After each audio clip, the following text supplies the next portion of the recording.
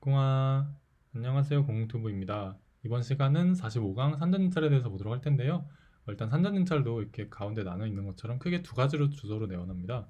먼저 그냥 진짜 산전진찰, 정기적인 진찰로 오는 경우랑 그다음에 문제가 있어서 오는 경우, 이렇게 크게 두 가지가 있을 거고요. 정기적인 산전진찰로 오는 경우는 일단 우리가 산과 마지막 뒤에 있는 단원들인 임신의 내외과적 합병증에 나오는 그냥 걔네들을 좀 생각을 해줘서 물어봐주면 된다고 보면 되고요. 그래서 임신 입덧이나 임신 고혈압 전자간증, 임신성 당뇨, 뭐 유산 이런 것들을 좀 확인할 수 있겠고, 그 다음에 얘네들은 이제 임신 후기 출혈과 관련된 거나 아니면 조기 양막 파수, 이 한 세 가지 정도만 좀 보시면 될 것 같습니다. 그래서 이제 이 가운데를 기준으로 이 어소시에이티드까지는 좀 따로 물어보고, 그 다음 밑에 뭐 팩터부터는 같이 물어보면 되겠다, 이렇게 보는 거고요. 만약에 이제 정기적인 산전진찰로 왔으면은 마지막 월경일을 통해서 출산 예정일을 계산을 해야 되는데, 이때 만약에 환자가 좀 잘못 알고 있을 수도 있어요. 뭐 10월 12일 날 마지막 월경이었다. 그럼 출산 예정일 계산할 때 7월 19일이 돼야겠죠. 근데 이제 환자가 뭐 저는 8월 19일로 알고 있었는데요, 막 이러면은 괜히 말릴 수 있잖아요. 그러니까 본인이 확실하게 계산을 하셨다면은 이제 환자한테 지금 제가 다시 계산해 봤을 때 7월 19일이 맞습니다 라고 이렇게 좀 말할 수 있는 담대함이 있어야 좀 당황을 하지 않을 수 있겠죠. 그리고 이제 밑에서 말씀드렸던 이제 뇌과적 합병증 질환들을 물어보는 거고요. 읽어보시면 크게 어려운 건 없을 테니까 넘어가도록 하겠고, 만약에 이제 조기 양막 파수나 전치태반, 태조박으로 오면 이 올드코엑스는 그냥 우리가 일반적인 질환 물어봤던 거랑 똑같습니다. 뭐 캐릭터도 당연히 뭐가 나오는 거는 무조건 양, 색, 냄새, 피를 반드시 물어봐야 된다 했고요. 그 다음에 이제 뭐 감염이 있을 수 있으니까 발열, 가려움, 성교통 물어보고, 비뇨기계에서 펀데이스도 물어본다. 그리고 이제 팩터로 가면 여기서부터 공통적으로 가니까 괜찮고요. 부인과 질환에선 당연히 뭐 산전진찰, 자궁경부검사, 그 다음에 추가적으로 예방접종까지 좀 물어봐야겠죠. 예방접종을 다 맞았는지, 그 다음 산모의 혈액형이 어떤지까지도 다 물어봐야겠고요. 그 다음에 이제 과거력을 좀 보면 뭐 이런 것들을 다 물어볼 수 있겠죠. 그 다음에 이제 약제에 대해서 좀 특이적인 게 있는데, 철분이랑 엽산을 물어봐야 되거든요, 반드시. 그래서 철분은 20주 이후에 먹고 엽산은 임신 초기까지 먹는 건데, 그래서 저는 이걸 철엽해갖고 이제 산모들은 다 치열업 해야 된다 해서 그냥 철엽으로 그냥 외웠고요. 산전진찰로 분들한테 약간 치열업 해준다는 느낌으로 하면 절대 안 까먹지 않을까 싶습니다. 그리고 뭐 유전질환이랑 부인과 질환 당연히 물어보면 되겠고, 외과에서 이건 부인과 산부인과는 다 공통적으로 뭐 자궁소파술, 자궁절제술 이런 거 물어보니까 물어보시면 되겠고요. 추가적으로 엑스레이나 CT는 이제 임신했을 때 뭐 방사선 검사를 받는 게 좀 위험할 수 있기 때문에 이런 거 물어보시면 되겠고, 당연히 여성력은 이거 다 물어보시는 거 계속 보시면서 익히시는 게 맞을 거고요. 여행에서 이제 최근 여행을 갔다 오진 않았는지, 그리고 뭐 이제 어린이집에서 애들을 좀 접하지 않았는지, 이런 걸 물어본 이유가 뭐냐면 감염성 질환이나 그런 뭐 수두, 뭐 홍역 이런 감염성 질환에서 뭐 접촉을 했을 수 있기 때문에 반드시 어린이집도 물어보셔야겠고요. 음, 네. 그다음에 피지컬이 있는 경우에는 이제 눈, 입목 기본적으로 보고, 사실 뭐 목 정도만 봐도 되겠죠.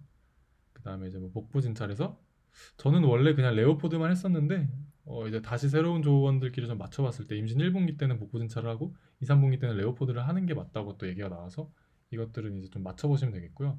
레오포드 하시는 거는 아마 오스키에서 더 보시겠지만, 여기 좀 간단히 나오면 이렇게 크게 한번 만지고, 그 다음에 옆에 이렇게 한번 보고, 밑에 이렇게 한 손으로 잡고 다시 돌아서 이렇게 잡는, 이 정도만 하시면 될 것 같고요. 그 다음에 이제 골반 대진도 당연히 봐야겠죠. 뭐 문제가 없는지 확인을 해야 되고, 뭐 개대가 얼마나 됐는지 이런 것도 확인해야 되니까 골반 대진도 봐야겠고, 그 다음에 이제 뭐 PTP까지 봐야겠죠. 뭐 전자간증이나 이런 것도 있을 수 있고 하기 때문에 부종까지 본다. 검사는 방문 주수에 맞는 검사를 하고 다음 분기 검사를 말을 해야 되는데요. 이거는 밑에 이제 좀 설명을 다시 드릴 거고, 그 다음에 재방문에 대해서는 28주까지는 4주에 한 번, 36주까지는 2주에 한 번, 37주부터 매주 방문하고, 만약에 여기 좀 심한 애들 있잖아요. 태조박, 전치태반, 전자간증, 뭐 얘네들에 대한 증상이 있으면은 재방문해달라, 이렇게 말을 하면 되겠고요. 음, 그리고 이제 이전에 산전진찰을 받았는지를 여기서 물어보잖아요. 그래서 물어봤을 때 이제 이렇게 임신 주수에 따른 검사가 있는데, 산전진찰에 대해서는 조금 자세히 물어봐야 됩니다. 그래서 이제 이전에 어떤 검사를 했냐, 뭐 예를 들어 2분기에 방문을 했으면 1분기 때 뭐 초음파 했냐, 그리고 2분기 때 오늘은 초음파 할 거다, 기형검사 할 거다, 그리고 다음 방문 때는 초음파랑 뭐 분만 과정 교육을 할 거다, 이런 식으로 지난번에 검사를 했는지, 이번에 할 게 뭔지, 다음에 할 것까지를 해주는 게 이제 모든 항목으로 점수를 받을 수 있으니까요. 이렇게 각각 다 어떤 게 있는지 좀 확인을 하시고 그에 대해 물어보는 연습을 좀 하셔야 됩니다.